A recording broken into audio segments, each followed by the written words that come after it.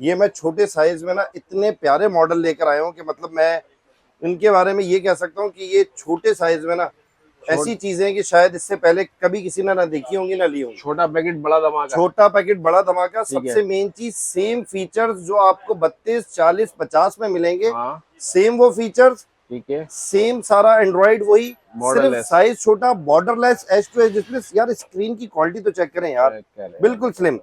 आपका कैमरे के कनेक्शन, यूएसबी के कनेक्शन, साउंड सिस्टम के कनेक्शन, अपने स्पीकर लगे हुए, स्लीक मॉडल, रिजल्ट में, परफॉर्मेंस में सबसे बेहतरीन। सबसे एक बेहतरीन। ये मॉडल है, एक ये मॉडल है। ये हमारे पास दो मॉडल इंच के हैं दोनों के, बताइएगा ब्रदर। ये पूरा 28 इंच है 28 पक्का। और ये ठीक है। पूरा 24 इंच है। 24 लोग इसे पक्का। 30 कहकर बेचते हैं, सादा लोगों से पैसे पकड़ लेते हैं, ठीक है। लेकिन पूरा साइज बताएंगे। ये पूरा 28 इंच है, एज टू एज पूरा नाप कर। ये 24 इंच है। पैसे ऐसे देने वाला हूँ कि आपकी सोच है। क्या इन पर सेल है।